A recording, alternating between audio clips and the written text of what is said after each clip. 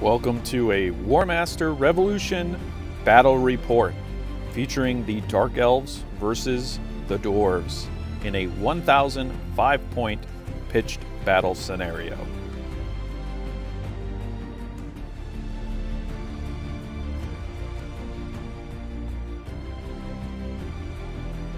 Dark Elf player chose to separate his army into two brigades, one of cavalry and one of infantry.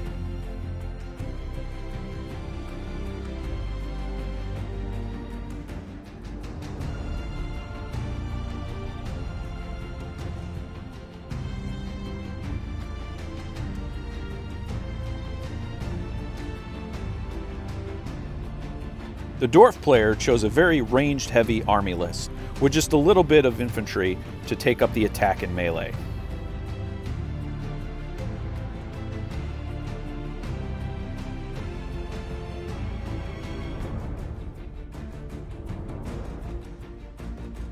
This is now a view of the battlefield, which had several defended position points on the hills, the forest, and the fences. Broken ground is provided by the fields, some line of sight blocking for the buildings and the ruins, several places to take advantage of for defended positions or to spring attacks.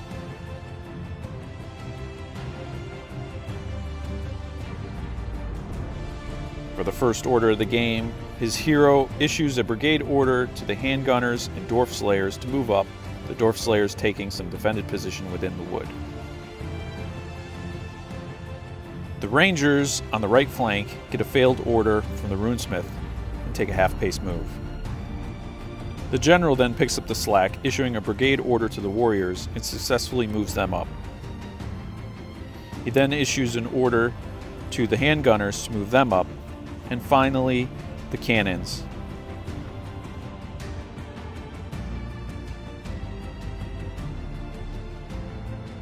First order of the Dark Elf turn comes from the sorceress, issuing a successful brigade order to move up the cavalry within firing distance of the dwarves.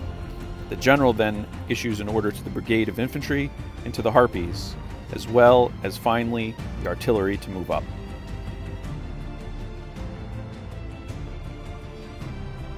During the shooting phase, the Dark Riders successfully make 3 hits on the handgunner unit, driving them back out of brigade formation.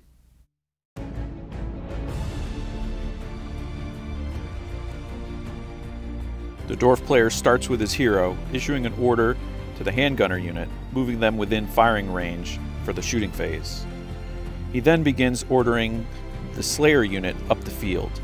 Deciding that he was very close, he goes for a second order and passes, engaging the cavalry units. During stand and shoot, the Dark Riders successfully make 2 hits on the Slayer unit.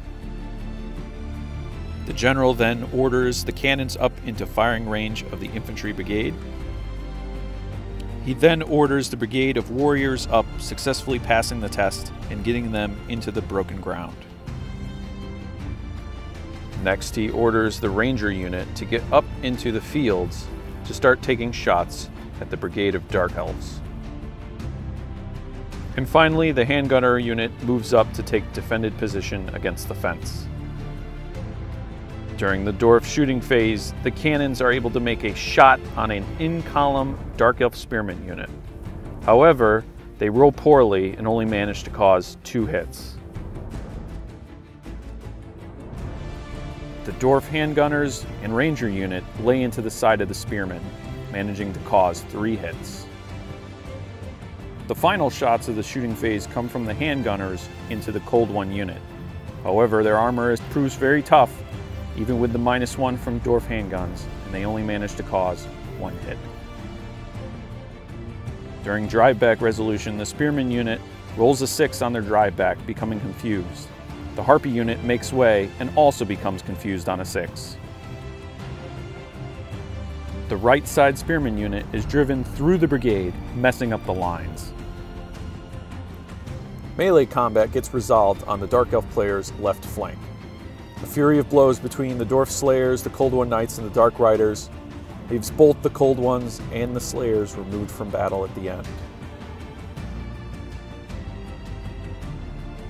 Losing the Dark Elf Sorceress so early in the match was a heavy blow for the Dark Elf player, but he pushes forward, engaging as many units as he could into melee combat.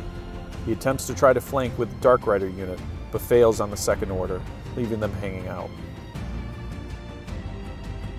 The shooting phase for the Dark Elf player is somewhat ineffective, as he is unable to score any wounds and pushes back a couple units. During the combat round, swift justice is paid for the loss of the Cold Ones. The Dark Elf player manages to take on several units, defeating them, pursuing into new combats, and also removing the Runesmith from the game. A swift victory for the loss of the Sorceress previously.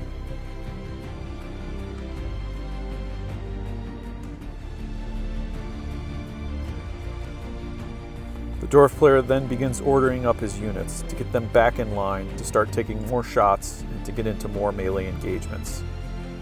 As he orders his units around, he engages more of the Dark Elf line and fires many shots into different units, effectively pushing them around, and also confusing the crossbowmen.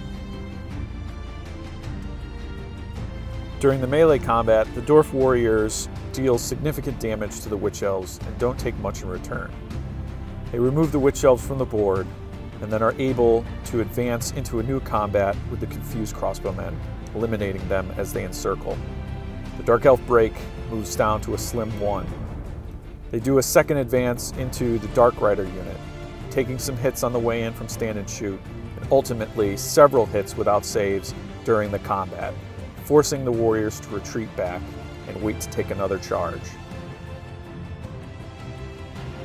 On turn 3, the Dark Elf player, seeing what low break himself and the Dwarf player had, realized he needs to go all in to secure victory as soon as possible. He engages as many units as possible, setting up situations to try and end the game with the limited break left. He even commits his general to combat to add additional attacks to ensure victory. During the shooting phase, he gets a little lucky. His repeater bolt throwers manage to take out the cannons, removing one break. All he needs is a half a break left and he wins the game. With a bunch of attacks from his spearman unit, who are supported by his general, they remove the one last stand of the Dwarf warriors and secure victory.